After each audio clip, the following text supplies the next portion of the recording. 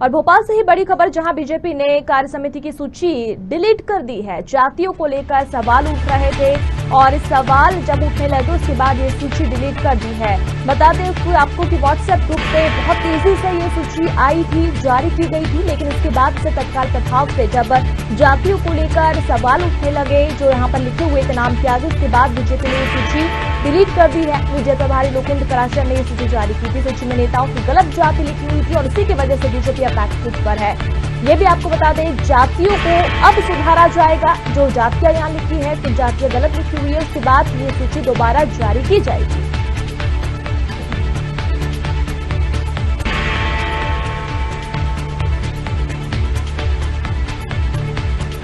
भोपाल से खबर आपको दे रही है, जहां सूची जरूर बीजेपी ने कार्य समिति की जारी की थी, लेकिन विवाद उपजा और इस विवाद के बाद ये सूची डिलीट कर दी है। एक बार फिर ये गलती सुधार कर एक बार फिर ये सूची जारी की जाएगी। जातियों को लेकर विवाद उठा था और इसके बाद बीजेपी ने ये सूची डिलीट कर दी है।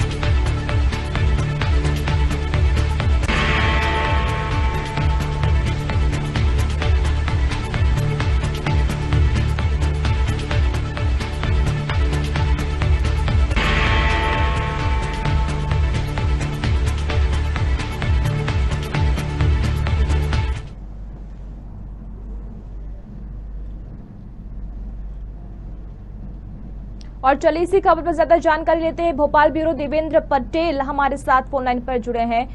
देवेंद्र जी, जानना चाहेंगे, एक बार फिर बीजेपी बैकफुट पर है। पहले कार्य समिति की सूची जारी करती है, उसके बाद विवाद होता है, जातियों को लेकर तमाम प्रश्न उठते हैं क्योंकि गलत जातियां भी यहाँ लिख दी जाती है। उसके बाद तत्काल प्रभाव से ये सूची डिलीट कर दी गई।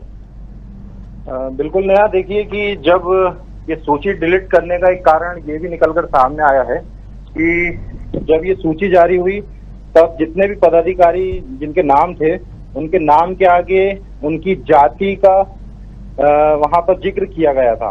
उस जाति में कई दफा ये देखने में आया कि जैसे कि ज्योतिराज सिंधिया है, उनको एक राजपूत बताया गया था। इसी तरह अन्य लोगों की जातियां भी गलत बताई गई थी।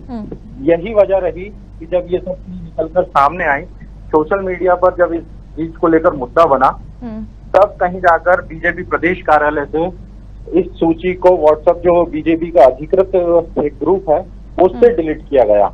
अब ये बात सामने आ रही है कि ये जो सूची अब नए सिरे से फिर से दोबारा से जारी होगी। हालांकि कब तक जारी होगी ये अभी तक सामने ये बात नहीं आई है। देवेंद्र, ये भी जानना चाहेंगे कि ये कोई छोटा मोटा मामला तो नहीं था, एक लंबी सूची थी, एक पूरी इंफॉर्मेशन इस सूची में थी। ऐसी क्या जल्दबाजी थी जो जातियां ही यहाँ पर गलत लिख दी गई? कई ऐसी जातियां हैं जो गलत लिखी, नाम के आगे हम सूची भी देख सकते हैं। ऐसी क्या जल्दबाजी थी? वैसे बीजेपी को लेकर कई सारी अफवाहें अभी उड़ी हुई है, सोशल मीडिया पर भी कई सारी बातचीतें हो रही है। बिल्कुल जल्दबाजी तो इसको कह सकते हैं, क्योंकि अभी बीते कुछ दिनों की अगर बात करें तो प्रदेश अध्यक्ष, जो भाजपा के प्रदेश अध्यक्ष हैं वी.डी. शर्मा, ये लगातार बड़े बड़े नेताओं के निवास पर जाकर उनकी मुलाकातों का दौर जारी था। और यही वजह रही कि किसको इस सूची में तवज्जो देनी चाहिए, उनके नाम इसमें शामिल हुए।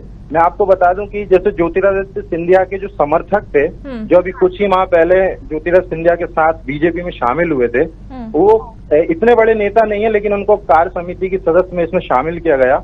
मैं उसमें उनका नाम तो उजागर नहीं करूंगा, लेकिन ये जल्दबाजी आप जैसा आप शब्द बोल रहे हैं, इसको कह सकते हैं देर रात ये सूची जारी की गई। सुबह का इंतजार नहीं किया गया, सुबह इंतजार नहीं किया और रात को जारी की गई। यानी कि ये दिखाता है कि किसको तवज्जो देनी चाहिए थी, किसको नहीं देनी चाहिए थी। और एक बात ये भी है कि जो अच्छे नेता थे भाजपा के, उनको इसमें दरकिनार किया गया। और सिंधिया समर्थक के जो कांग्रेस छोड़ के बीजेपी में आए थे, उनको इस सूची में जगह दे दी गई। तो इस तरह की वजह भी सामने आ रही है।